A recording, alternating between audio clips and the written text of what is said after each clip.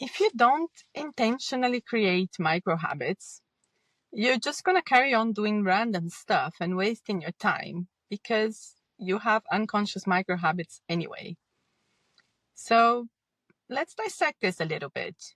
You go through your life and sometimes you're just scrolling mindlessly on your phone or you're doing other mindless stuff and you don't see it as a waste of your time and you think you don't have time to do other things that you consider important, like usually the things that actually do you good, like working out or going outside or being in nature or cooking a healthy meal.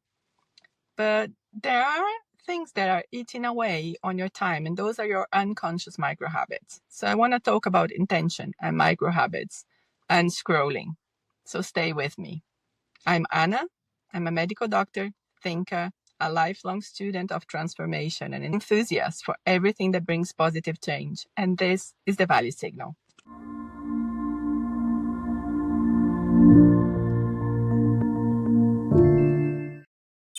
So this is a bit different, this video. You can see it's raining. I have a few minutes to wait in the car, and I thought I'd take the opportunity to talk about this.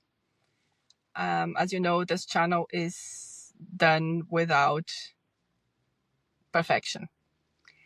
So I said in my last video I wanted to talk about micro habits next, so here it is.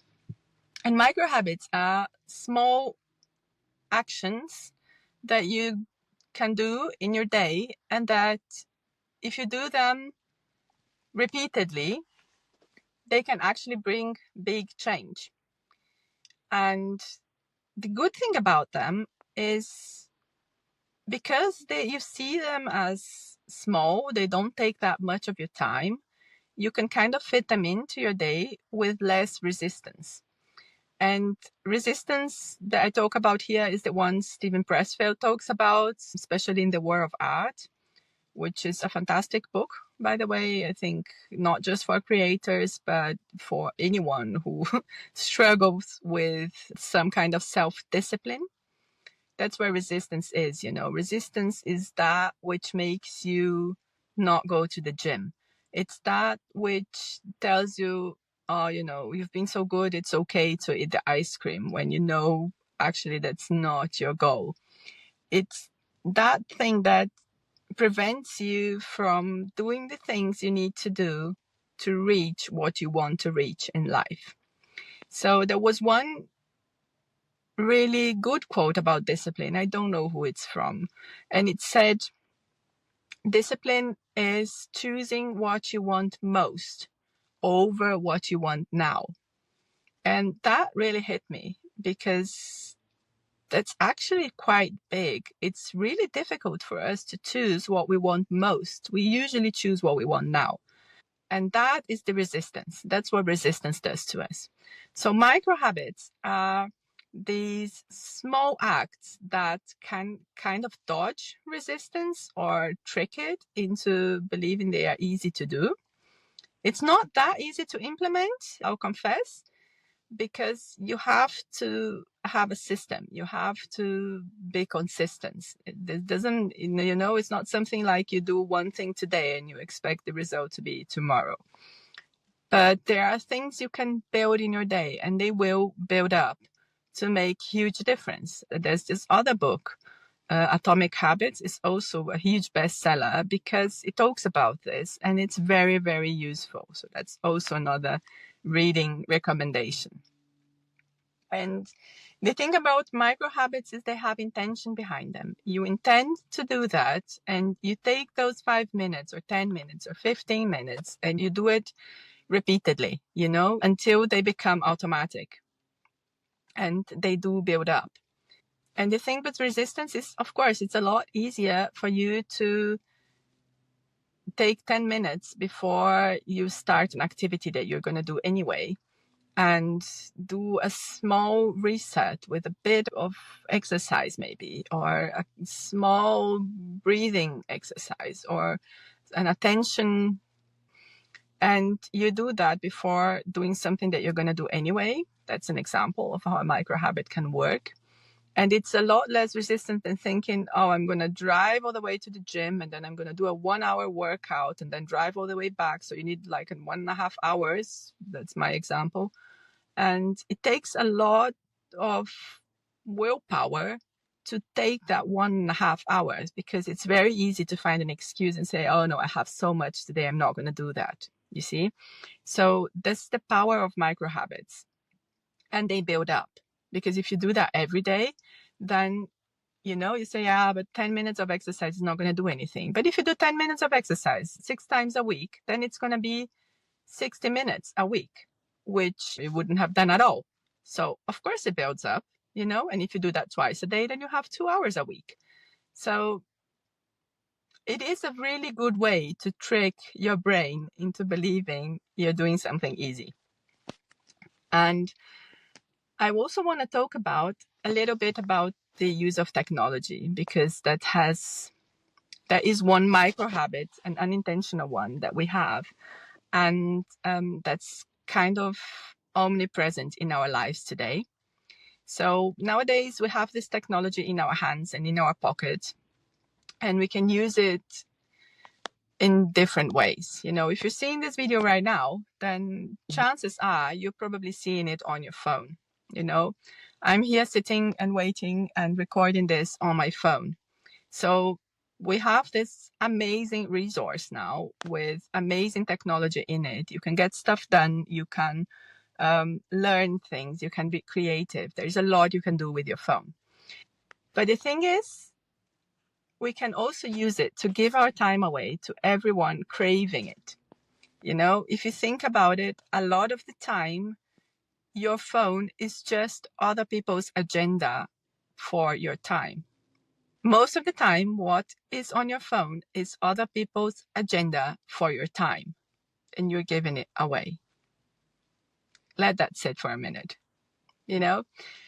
I'm creating content myself, and I do believe that consuming content can actually be very useful. And that's why I like YouTube better than other platforms, because I think in YouTube you can actually learn stuff that's practical and that's useful. And there is YouTube Shorts with a lot of stuff like other platforms, but still it is a platform that can actually be useful. You can use your time to learn things that you wouldn't otherwise, or that would be a lot more difficult to do. And you get experts, you get really good professionals explaining and teaching things for free. So this is huge, and that is a very good use of technology, in my opinion. But if you're just scrolling around in other platforms for mindless videos, and I don't know, I don't think that is a good use of technology.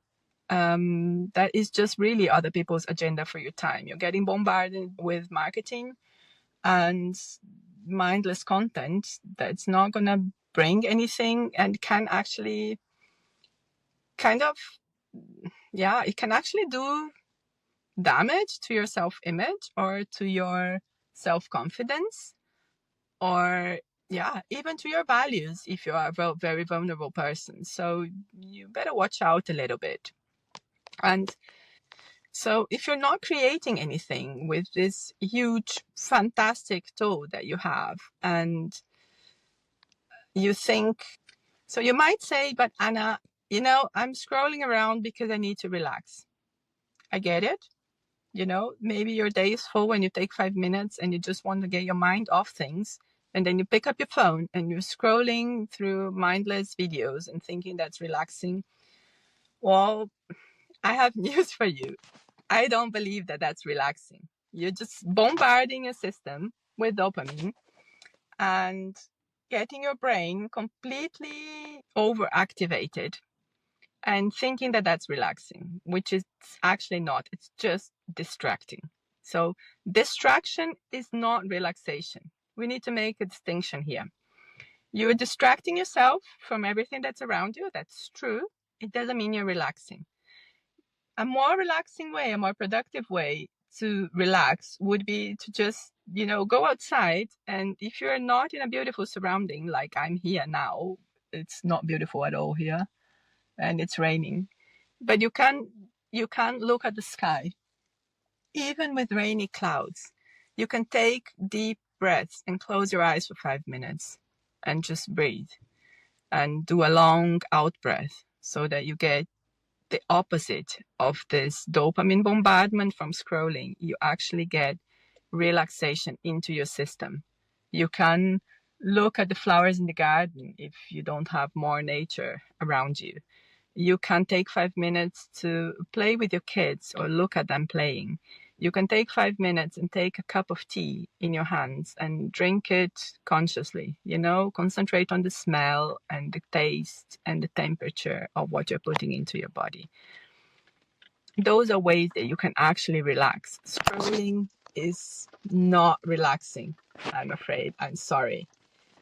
So this is the main points I wanted to go through today. Intentional micro habits to replace your unconscious micro habits that you're going to have anyway. So put intention into your day and develop that. I have a tool coming for this, and it's pretty sweet. So hang tight. For now, if you need clarity and if you want to take the 5 minutes and instead of scrolling, do something that actually relaxes and unloads your system and maybe brings you some more resources in the sense of creativity and personal insight, you can download the Clarity Compass, which is a really cool tool with journaling prompts that I developed, and it's completely free. The link is in the description to this video, and you can start working with that. So instead of giving your time to other people's agenda, you start giving your time to yourself, growth, to your clarity. This was the Value Signal, and I'll see you in the next episode.